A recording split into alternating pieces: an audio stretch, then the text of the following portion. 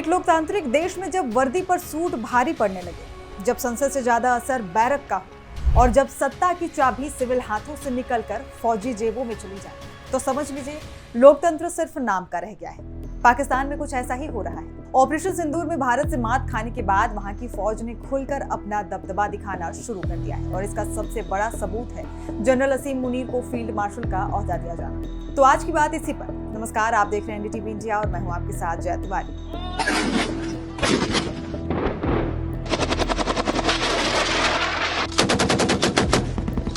पाकिस्तान की सरकार ने मौजूदा सेना प्रमुख जनरल असीम मुनीर को देश की सबसे बड़ी सैन्य रैंक फील्ड मार्शल के पद पर नियुक्त कर दिया है। ये वही रैंक है जो अब से 65 साल पहले जनरल अयूब खान को मिली थी और फिर वो पाकिस्तान के राष्ट्रपति बन बैठे थे। पाकिस्तान में फील्ड मार्शल सेना का सबसे बड़ा पद होता है। ये पाकिस्तानी सेना का 5 स्टार रैंक है।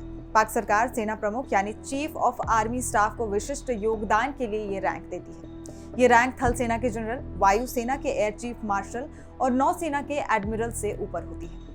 पाकिस्तानी सेना में ये मानक रैंक होती है। इसमें कोई अतिरिक्त जिम्मेदारी या फिर सैलरी में बढ़ोतरी नहीं होती है। तो ये तो हुई फील्ड मार्शल के पद की बात। अब बात असीम मुनीर पर। जनरल असीम मुनीर को ये रैंक उस समय दी गई है जब पाकिस्तान ऑपरेशन सिंदूर के जख्मों से उबर नहीं पाया है। उस ऑपरेशन में पाकिस्तान ने 9 आतंकी ठिकानों को तबाह किया और पाकिस्तान की जवाबी कार्रवाई पूरी तरह से विफल रही। बावजूद इसके पाकिस्तान ने इसे मार्काए हक और ऑपरेशन बुनियान उम मरसूस बताकर जीत की तरफ प्रचारित किया। प्रधानमंत्री शहबाज शरीफ की अध्यक्षता में कैबिनेट ने यह फैसला लिया और कहा कि मुनीर को यह सम्मान देश की सुरक्षा और साहसी नेतृत्व के लिए दिया गया है।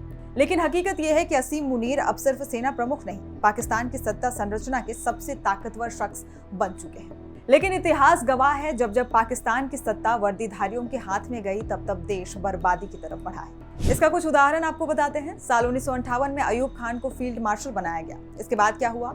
तख्ता पलट, लोकतंत्र कुचला गया। उन्होंने संविधान बदला और पाकिस्तान को सैन्य शासन की तरफ मोड़ दिया। साल 1977 में जिया उल हक ने जुल्फिकार अली भुट्टो को हटाकर सत्ता हथिया ली। नतीजा अफगान युद्ध और कट्टरपंथ का उभार। साल 1999 में परवेज मुशर्रफ ने नवाज शरीफ को हटाया और फिर करगिल वार हुआ। आतंकी नेटवर्क खूब फले फूले। तो बात साफ है, हर बार जब फौज ने देश चलाया, पाकिस्तान को दुनिया में अलग थलग होना पड़ा।